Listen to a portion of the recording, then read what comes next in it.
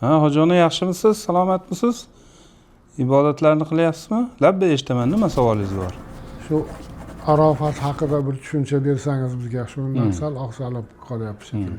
Hajni asosiy rukni, asosiy farzlaridan biri bu Arafat hisoblanadi.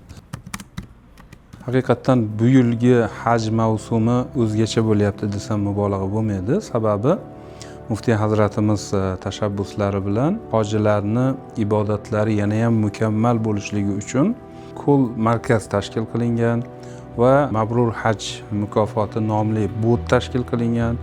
Undan tashqari har kuni hojilar bilan bevosita yuzma-yuz ko'rishib, ularda paydo bo'lgan savollarga bevosita jonli javob berish imkoniyatlari qilingan va buning uchun fatvo markazidan alohida 2 ta xodim jalb qilingan. Birlari Madina Munavvarada turib mana shu ishlar bilan shug'ullanyapti, ikkinchilari Makka Mukarramada mana shu ishlarni bajarib kelmoqda. Bir kunda yuzlab savollar keladi. Bu savollarda asosan ziyoratchilarimiz o'sha ihrom masalalari, umrani rukunlari, hajni amallari haqida so'rab bilishadi. Yana ham bir qulaylik bo'lishligi uchun bot orqali yozma savol-javob qilishlik ham mumkin.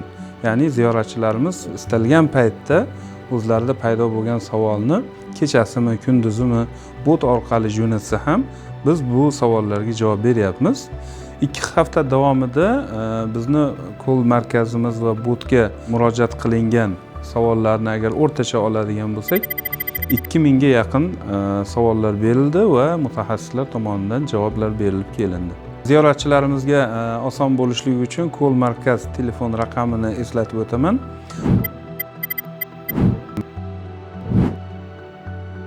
Va bot Mabrur haj boti orqali savollarini yuborishliklari mumkin.